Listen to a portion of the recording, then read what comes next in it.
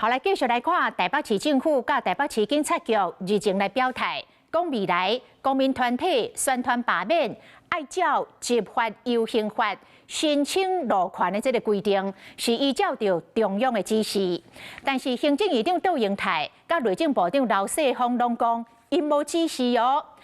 院长阁强调讲，台北市的警方若无法度理解保护人民安全的意义，会请部长刘世芳明确来指示。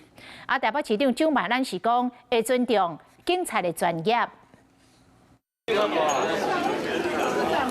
台北市长蒋万安来到网架，甲里长开会顺续博感情。不过外界关注正正台北市警察局表态，未来民团宣传罢免适用集会游行法需要申请路权，阁强调是照中央的指示，说互行政院甲内政部两边好认。若是北市警方无法理解所谓真正保护人民安全的意义跟合理的做法，我会请刘部长再明确的指示一次，依照行政院以及内政部的指示，要确保近期发起各项罢免活动的各项安全，我们当然就尊重警察局的专业。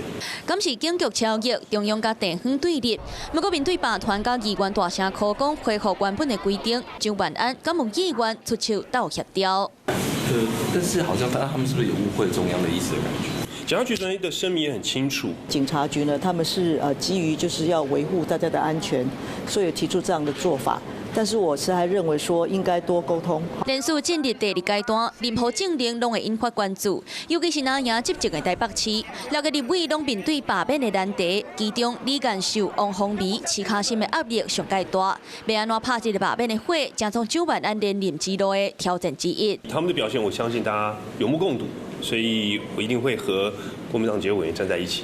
无排除徛台斗相天，中午望家己2年外来的施政表现，会当用台北队长的身份带领南委渡过难关。